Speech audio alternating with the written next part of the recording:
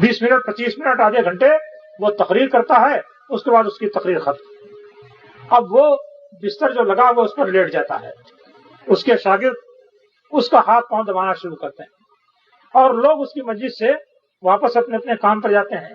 अब जितने अफराद वहां आए हुए हैं, हर आदमी की जुबान पर उसी का तस्करा है। कोई उसको कहता है वहाबी है और लोगों को भड़काता है, गलत बातें कहता है। कोई कहता है कि साहब बहुत ठीक उसने कहा और बहुत दुरुस्त कहा, उसने अल्लाह की बात पेश की, रसूल की बात पेश की। गरज जितने मुंह हैं, हर जुबान पर उसका तस्करा है और हर जुबान में पर उसका तबसरा है। कोई मुखालफत में बोल रहा है, कोई मुआफत में बोल रहा है। इस तरीके से लोग उसकी मस्जिद से वापस जाते हैं। शागिर्द तो उसका हाथ पांव दबाते हैं, कुछ देर वो लेट करके आराम करता है, उसके बाद वो फिर उठता है, उसको घोड़ी पर सवार करते हैं और फिर वो घोड़ी चल पड़ती है और शागिर्द भी उसके साथ साथ चल पड़ते हैं, दौड़ते हुए जाते हैं। कुछ दूर जाने के बाद फिर वो किसी जगह उतरता है और फिर यही काम करता है। गरज वो दिन भर तकरीबन इसी किस्म के काम में लगा रहता है। अब वो कहता है कि ये एक आदमी ऐसा नहीं है, बंगाल में जगह जगह इतने दुआत इस तरह के फैले हुए हैं और इस जोशो खरोश के साथ वो ये काम कर रहे हैं कि हम किसको किसको रोक सकते हैं और किसको किसको मना कर सकते हैं। ये उसने बात लिखी है।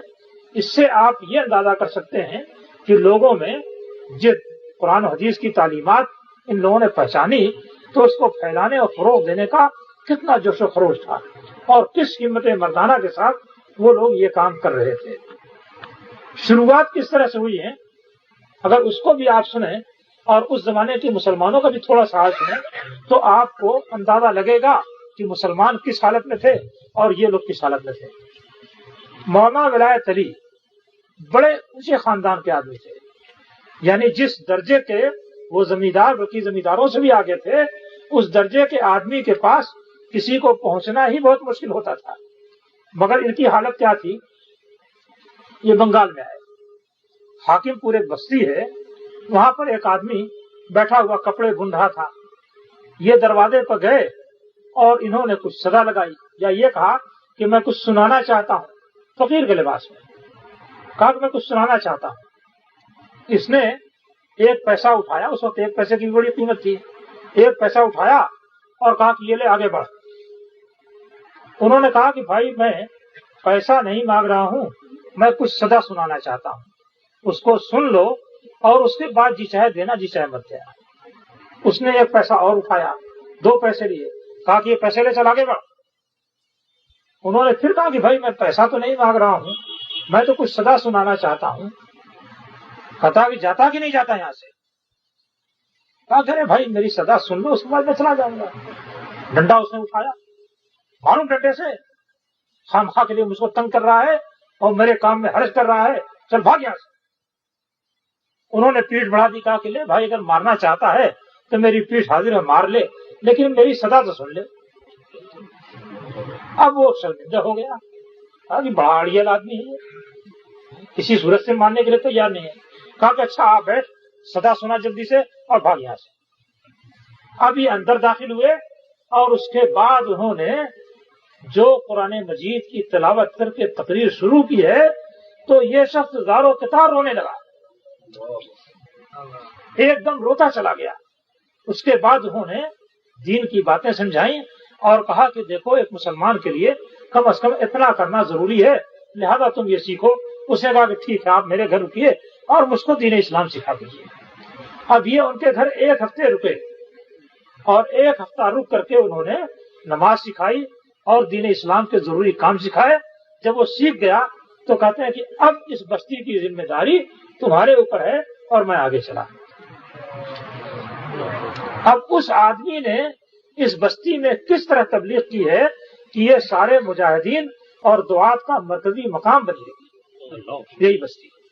तो इस तरीके से इन लोगों ने दावत व तबलीग का काम शुरू किया था।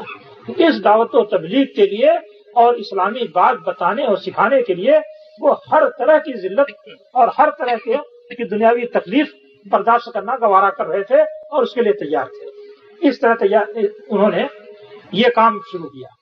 यही मौलाना विलायत अली, जिनका दर्जा और मकाम इल्मी एतबार से भी تقویٰ کے اعتبار سے بھی، دعوت و تبلیغ کے اعتبار سے بھی شاہ اسماعیل شہید کے بعد پہلے نمبر پر لوگ مانتے ہیں۔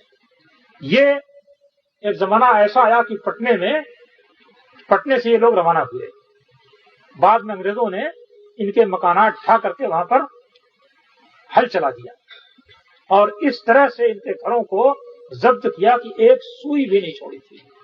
بہرکیف اب یہ چلے، یہ دوسرا واقعہ اس کو سن لیجئے، یہ وہاں سے چلتے ہوئے دلی پہنچے اور ظفر شاہ اس زمانے میں بادشاہ تھا، اس کے دربار میں جا کر کے انہوں نے تقریر کی۔ اس وقت جب یہ تقریر کرنے کے لیے گئے، تقریر شروع کی اور جہنم اور عذاب کا ذکر شروع کیا، تو ایک درباری آدمی آ کر دھیرے سے کان میں کہتا ہے کہ صاحب بادشاہ کے سامنے عذاب کا ذکر نہیں کیا جاتا۔ ان کو جوش آ گیا اور انہوں نے اور زور و شور سے اس مضمون اور موضوع کو بیان کرنا شروع کیا۔ ظفر شاہ کی حالت یہ تھی کہ وہ اس تقریر کو پہلی مرتبہ سن رہا تھا، زاروں قطار رو رہا تھا۔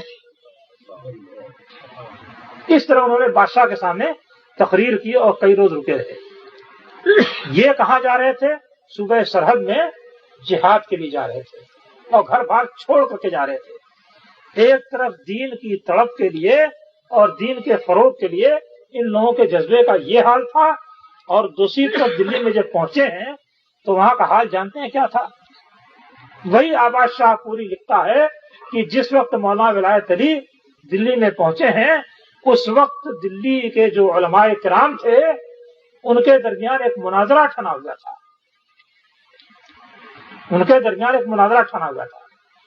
اور مناظرہ کس بات پر ٹھنا ہوا تھا؟ یہ لطف ابھی سنیے، الو حلال ہے کہ حرام ہے؟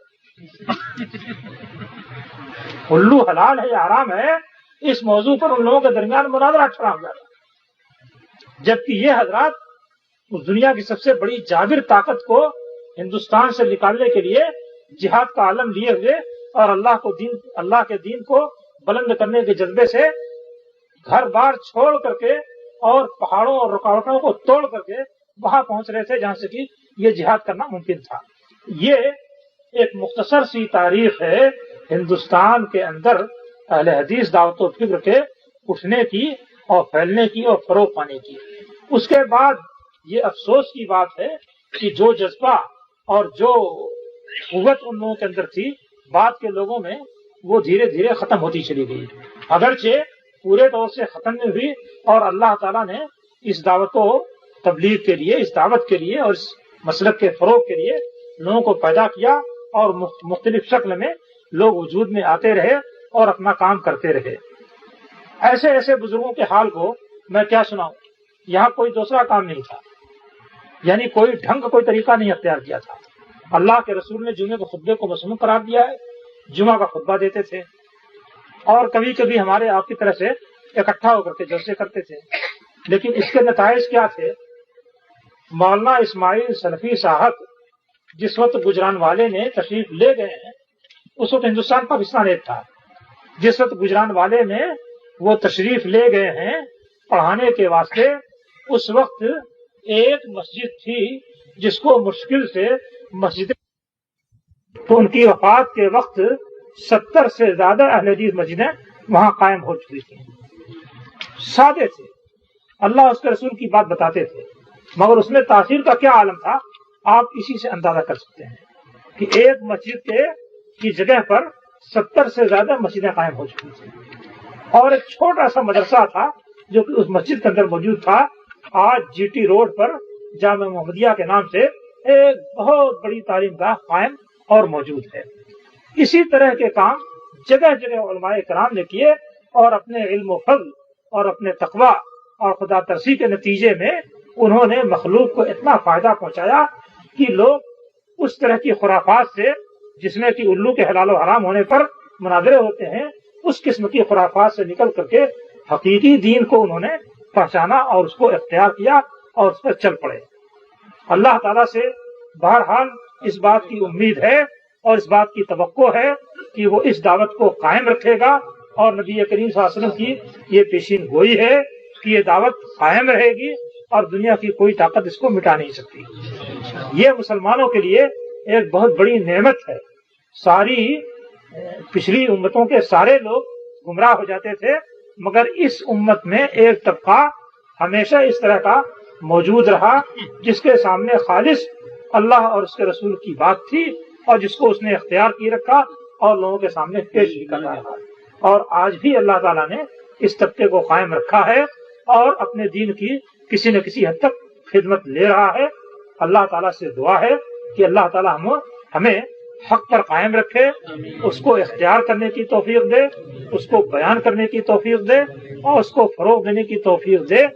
اور اس میدان میں تھوڑا زیادہ جو کچھ بھی ہم سے ہو جائے ٹوٹا پھوٹا عمل، اللہ تعالیٰ اس کو قبول کرے اور اس کو ہمارے لیے باعث نجات بنائے.